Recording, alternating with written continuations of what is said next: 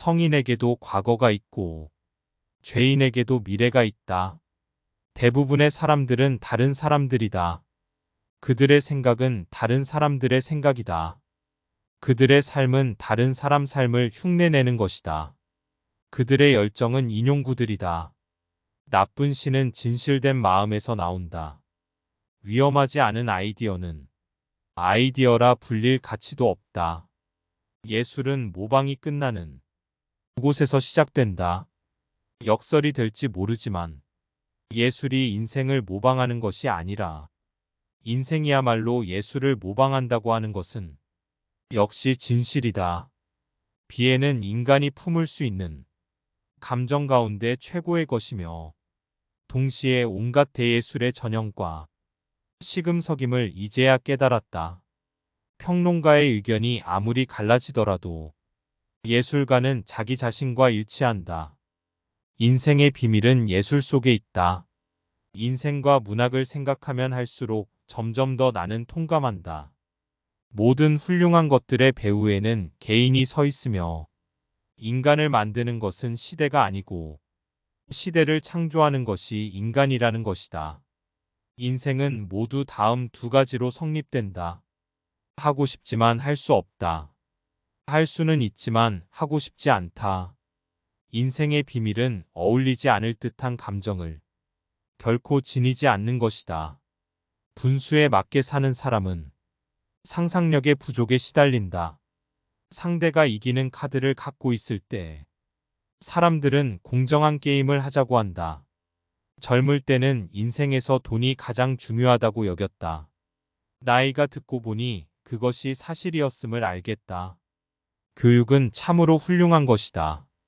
그러나 때로는 우리들 스스로 가치 있다고 깨달은 것들은 교육을 통해서 깨우쳐진 것이 아니라는 것을 명심해 두는 것이 좋다. 미는 천재의 한 형식이다. 실제로 아무런 설명도 필요하지 않기 때문에 천재보다도 더욱 높은 것이다. 사물의 미를 알아내는 것이야말로 우리들이 도달할 수 있는 정묘의 극점이다.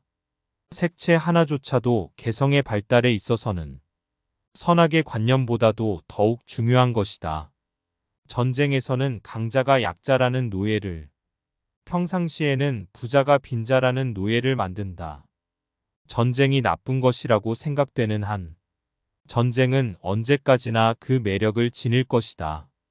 전쟁이 야비한 것이라고 생각되는 한, 그것은 인기를 잃을 것이다. 종교는 그것이 진실인 것이 입증될 때는 종언한다. 과학은 죽은 종교의 기록이다. 삶의 목적은 자기계발이다. 자신의 본성을 완벽하게 실현하는 것. 바로 그 목적을 위해 우리 모두가 지금 여기 존재한다. 이기주의란 내가 원하는 대로 사는 것이 아니라 타인에게 내가 원하는 방식으로 살라고 요구하는 것이다. 도덕적 또는 비도덕적인 책이란 없다. 책은 잘 썼든지 못 썼든지 둘 중 하나다. 오늘날 사람은 죽음을 제외한 모든 것으로부터 살아남을 수 있고 좋은 평판을 제외한 모든 것이 없어도 살아갈 수 있다. 경험이란 모든 사람이 자신의 실수에 붙이는 이름이다. 타인을 이렇게도 좋게 생각하는 이유는 자신의 미래가 두렵기 때문이다. 긍정적 사고의 바닥에는 끔찍한 공포가 있다. 도덕은 미술과 같이 어딘가에 선을 긋는 것이다. 항상 당신의 적을 용서하라. 그것만큼 적을 괴롭힐 수 있는 것은 아무것도 없다. 사람이 뭔가를 위해 목숨을 바친다고 해서 그것이 진실해지는 것은 아니다. 일관성은 상상력 없는 자들이 마지막 피난처이다. 이 세상은 연극 무대이다. 그러나 배역은 형편없다. 사람은 있는 그대로일 때 가장 솔직하지 못하다. 가면을 건네주면 그는 진실을 말할 것이다. 낙관주의의 밑바닥에는 순수한 공포가 있다. 불만은 한 인간 또는 국가가 진보하기 위한 첫걸음이다. 적을 선택하는 신중함에 있어서 지나침이란 없다. 아이들은 부모를 사랑함으로써 출발하고 나이가 들면서 부모를 평가하며 때때로 부모를 용서하기도 한다. 진실은 순수하기가 힘들고 결코 단순하지 않다. 나는 무엇이든 믿을 수 있다. 믿을 수 없을 만큼 놀라운 것이라면 작은 성실함은 위험한 것이며 과도한 성실함은 치명적이리만큼 위험하다. 진정한 친구는 앞으로 칼을 찌른다. 나이 드는 게 비극적인 이유는 사실은 우리가 정기 때문이다. 잘 성장했다는 것은 오늘날 큰 결점이다. 그것은 한 사람을 너무 많은 것으로부터 차단시켰다는 뜻이 된다. 삶에는 두 가지 비극이 있다. 첫째는 내가 원하는 것을 갖지 못하는 것이고, 둘째는 내가 원하는 것을 갖는 것이다. 시대를 움직이는 것은 원칙들이 아니라 사람들의 다양한 개성이다.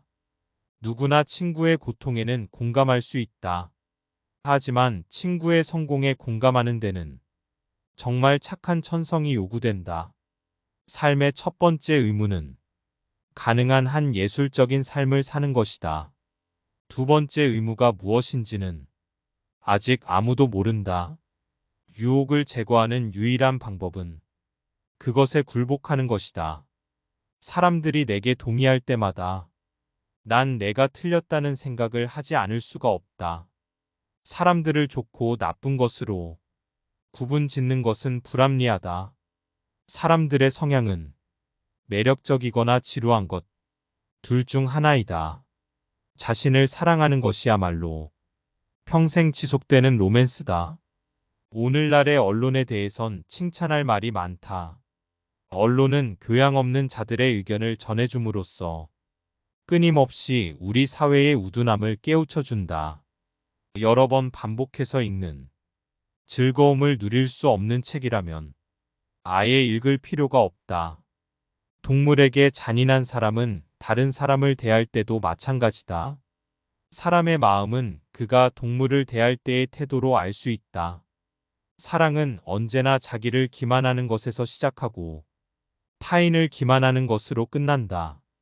이것이 세상에서 말하는 로맨스라는 것이다. 사랑한다는 것은 자기를 넘어서는 것이다. 신사란 의도하지 않고는 타인에게 상처를 주지 않는 사람을 말한다.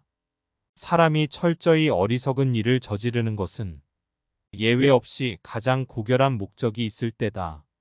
인생이란 대단히 중요한 것이다. 진지한 표정으로 거론할 수 있는 그런 하찮은 것이 아니다. 역사를 만드는 것은 누구나 할 수 있다.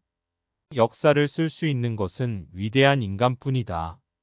영혼은 늙게 태어나 젊게 성장한다. 그것이 인생의 희극이다. 그리고 육체는 젊게 태어나 늙게 성장한다. 그것이 인생의 비극이다. 인간의 가치는 그 소유물에 의하는 것이 아니라 그 인격에 있다. 노년의 서글픔은 그들이 늙었다는 데 있는 것이 아니라 아직도 젊다고 생각하는 데 있다. 사람들이 칭찬하기를 포기하는 것은 크나큰 잘못이다. 왜냐하면 그들이 매력적인 것을 말하기를 포기하는 것은 그들이 매력적인 것을 생각하기를 포기하는 것이기 때문이다. 청춘을 유지하는 비결은 항상 형식에 구애받지 않는 감정을 가지는 것이다. 오늘날에 와서는 모든 사람들이 모든 사물의 값을 알고 있지만 가치는 전혀 모르고 있다. 의무란 사람들이 타인에게 기대하는 것이다. 나는 아주 하찮은 일에서 느껴지는 기쁨을 좋아한다. 이것은 어려운 일에 닥쳤을 때 나를 지탱해주는 원청과도 같은 존재이다. 청춘은 이유도 없이 웃는 법이다. 바로 그것이 청춘의 가장 중요한 매력의 하나이다. 건강한 육체는 영혼의 객실이요. 병약한 육체는 그 감방이다.